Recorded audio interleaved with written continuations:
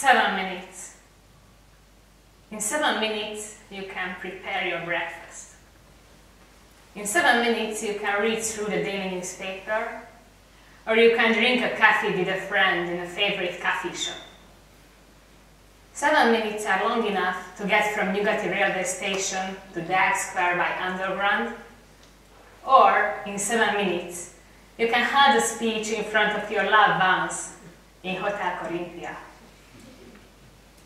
But in 7 minutes, you can give everything up. Stop the world and jump off. Last week, in my school, the atmosphere was cold. There were crying faces and lit candles. Everybody was in black. We mourned the death of a fellow student. A young girl at the age of 16 had been suffering from unbearable pain. She felt alone, hopeless, and worthless. She felt that she was a burden to others, and that she had no more reason to live. Her only way of escape was committing suicide. On Monday morning, the story spread like wildfire and upset everybody with emotions of fear, sadness, disbelief, and anger. No one could believe what led a young girl at the age of 16 to such a tragic and horrible decision. Everybody begins to speculate. Maybe the divorce of her parents was her motive. Perhaps her recent breakup with her boyfriend pushed her over the edge. But it will remain speculation, and we will never know the real answer. What I feel is anger, and my anger is rooted in 2 points. First of all, we must see clearly. Suicide is a permanent solution to a temporary problem. This young girl may also have thought that she could solve all her problems and all her challenges she had faced before. But the fact is that she made everybody around her suffer and shot hundreds of teenagers. As if that were not enough, she further destroyed the lives of her family, girlfriends, and ex-boyfriends. Will her family be ever able to forgive themselves? Will her girlfriends be ever able to get rid of the feeling that they could have stopped her? Will her ex-boyfriend be ever able to fall in love again, or even just date a girl? I don't think so. Those people who play with the idea of committing suicide, or people who have already done it, are the most selfish ones. The other point of my anger is connected to prevention. A lot of people have the opinion that suicide is unpredictable, but it is not true.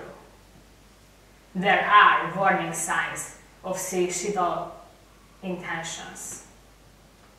But the problem is that these warning signs are not recognized, or people do not know how to respond them. This young girl was crying for help.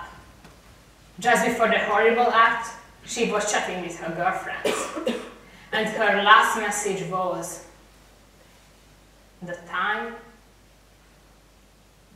has come."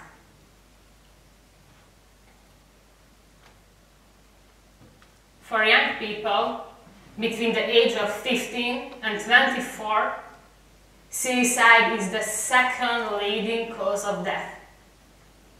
This is a very serious and rapidly growing problem that we must stop. In one way, the solution is found in education.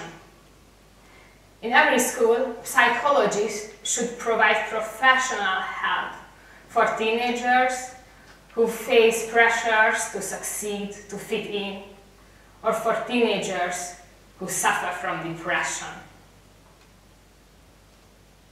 Bringing up the subject of suicide and discussing it openly would be one of the most helpful tasks to do, because as a result, people would be aware of what the early signs are and how to respond them. The other possible way is found in public awareness. Just think of it. How worthy and how valuable you are if someone, even a stranger on the train, smiles at you. Or how valuable and worthy you are when a colleague or a classmate asks you, "How are you? Is everything alright?" People who are insecure or depressed search for these very small but incredible attentive acts. So please, don't be shy about smiling at each other. Don't be shy about devoting time and listening to each other. Don't be shy about admiring each other. Because that way, you can make the other believe that he or she is as valuable and as worthy as everybody in this beautiful earth.